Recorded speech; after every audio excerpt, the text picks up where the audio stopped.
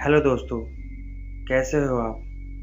मैं हूं मैडी और मैं आपके अपने यूट्यूब चैनल हॉरर स्टोरी पाठशाला में आपका स्वागत करता हूं। दोस्तों, यह कहानी बिल्कुल सच्ची है जो मेरे एक दोस्त दुर्गेश शाह के साथ घटी थी। अब आगे की कहानी मैं आपको दुर्गेश शाह की जुबानी सुनाऊंगा। मेरा नाम दुर्गेश शाह है और मैं बिहार के दुर्गापुर गांव का रहने वाला हूं। बहुत साल पहले की बात है। मेरे गांव में एक अजीबोगरीब अफवाह फैली हुई थी। लोगों का कहना था कि एक सर कटा हुआ भूत पूरे गांव में घुमा करता है। अक्सर रातों को कई लोगों ने उस सर कटे भूत को देखा था, लेकिन मुझे इन सब बातों पर विश्वास नहीं होता था।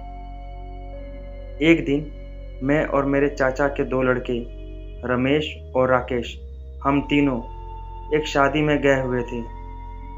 बिहार में अक्सर शादियों में नाच गाने का प्रोग्राम हुआ करता है। हम भी नाच गाना देख रहे थे। रात के करीब 1 बजे होंगे। हमने सोचा कि अब घर चलना चाहिए, लेकिन मेरे चाचा के लड़के ने मुझे यह कर डरा दिया कि भैया, आपको ये पता नहीं है कि रात को हमारे गांव में वह सर कटा हुआ भूत घूमता है और जिसके हाथ में वो तेज धार कुल्हाड़ी भी रहती है। कई लोगों को उसने उस कुल्हाड़ी से मौत के घाट उतार दिया है। मैंने हंसते हुए अपने भाई से कहा, यह सब बस लोगों के मन में अंधविश्वास फैला हुआ है। भूत प्रेतों जैसी कोई चीज़ नहीं होती। और मैं उन दोनों को ज़बरदस्ती घर चलने के लिए बोलने लगा और मेरे इतना बोलने पर उन लोगों ने भी मुझसे कहा, ठीक है भैया, आपके कहने पर हम आपके साथ चलते हैं। अब हम तीनों अपने घर की तरफ चलने लगे। हमारे घर के रास्ते में बहुत बड़ा बगीचा पड़ता है और हमें उस बगीचे से होकर ही अपने घर की तरफ जाना होता है। रात को उस बगीचे में घनघोर अंधेरा छाया हुआ था। हमें कुछ नज़र नहीं आ रहा था। मेरे दोनों भाई राकेश और रमेश दोनों काफ़ी डरे हुए थे, पर मुझे डर नहीं लगता था और मैं भूत प्रेतों में वैसे भी विश्वास नहीं करता था। मैंने उनसे कहा, यह एक बगीचा ही तो है और इसमें डरने वाली क्या बात है। और मैंने मजाकिया तौर पर उनसे कहा, चलो आज सरकटा भूत देख ही लेते हैं। हम लोग बगीचे के बीचों बीच आ चुके थे। तभी मैंने गौर किया कि बगीचे के अंदर कोई शोर नहीं था। मतलब कोई चिड़ियों की आवाज़ नहीं, कोई पत्तों की आवाज़ नहीं, बिल्कुल शांत, मानो हवा भी नहीं चल रही थी।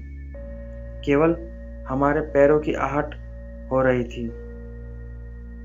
अचानक मेरी नज़र सामने के एक आम के पेड़ की तरफ पड़ी। हम उसके जैसे ही नीचे पहुंचे, वह पेड़ जोर जोर से हिलने लगा। उसे देखकर तो एकदम से मेरी सांसें अटक सी गई और मेरे दोनों भाई राकेश और रमेश, उनके तो होश ही उड़ चुके थे। उनके पैर ऐसे कांप रहे थे मानो वह वहीं बेहोश होकर गिर पड़ेंगे।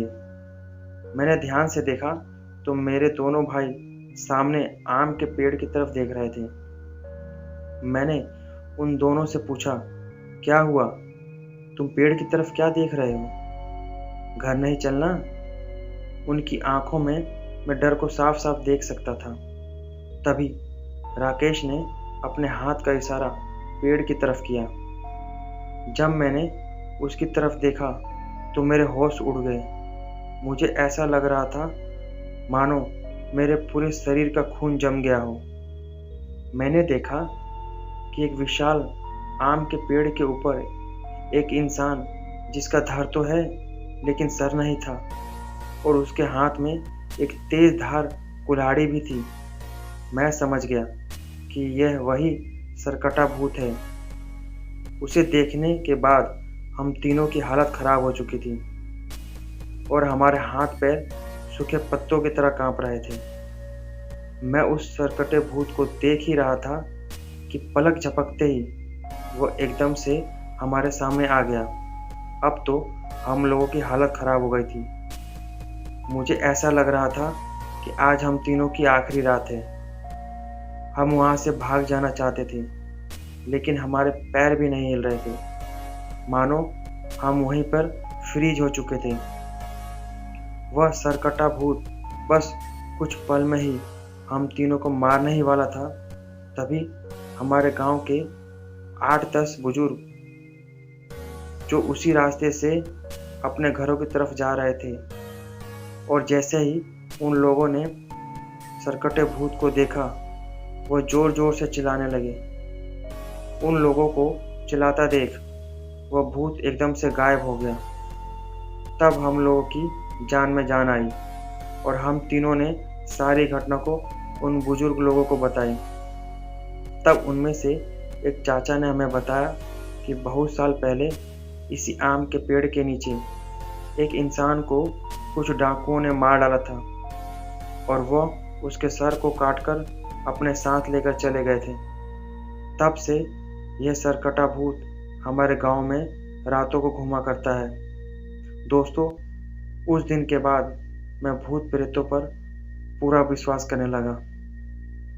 तो दोस्तों, कैसी लगी आपको ये कहानी?